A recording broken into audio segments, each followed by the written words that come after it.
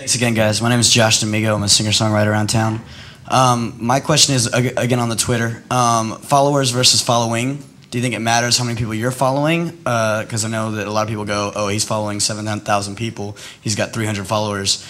I'm never going to... That's stupid. Or is it cooler if a band only has like 15, 20? Second question is, can we get your guys' names so we can follow you? Yeah, it's a great question, actually. If you don't mind, I'd like to just throw in that a lot of people get wrapped up in the follow counts. I personally rather see an active community of 50 than a follow count of 50,000. That's just this friggin' marketing orb with somebody who hooked up with all these third-party applications so they can get a bigger penis in the follow count.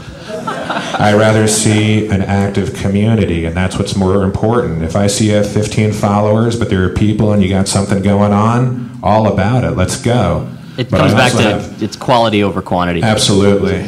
Absolutely. People who get caught up in if you're wondering if somebody goes to your Twitter page, if anyone even still uses the actual Twitter client now, if they go to your Twitter page and see you're following 700 people that you may actually be really stoked on, or people that you're hoping might notice you, and you're only getting 50 people following you, that's a judgment that they're making on your image more than anything, and it's largely irrelevant. And the fact of the matter is there's a million different apps online that can break down your following contingent, how many are active, how many are legitimate, who started following. It's ridiculous to get caught up in it. Just concentrate on putting out good information, relevant content via Twitter. It's absolutely ridiculous, but just for this room, anyone that starts following Holiday Matinee right now on Twitter, you will win this beautiful, honest aid.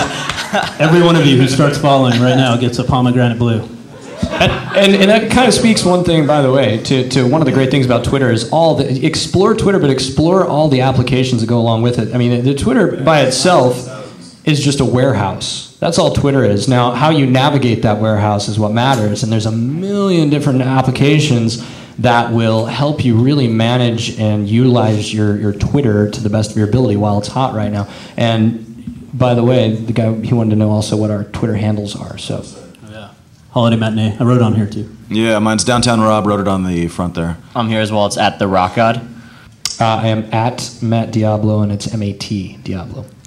It's at Chris Cantore, C-A-N-T-O-R-E. You can also follow Eventful at Eventful. Little plug there. At Jason Fisher. I had a real quick comment to the follower versus following count. For me, the follower count doesn't really matter, like how many people are following me personally. I don't really care at all. But the number that matters to me is how many people I'm following back. I'm really engaged with my audience. So if I got I'm over 2,000 something, whatever followers or whatever, but I'm also following over 2,000 people on Twitter. And there's some tools to help group those people and create some different interactive groups and stuff. But the engagement for me is the biggest part. I want to be listening to people that are listening to me. I want to participate in those conversations, and I want to, be as much of a listener as I am when I'm saying something. So.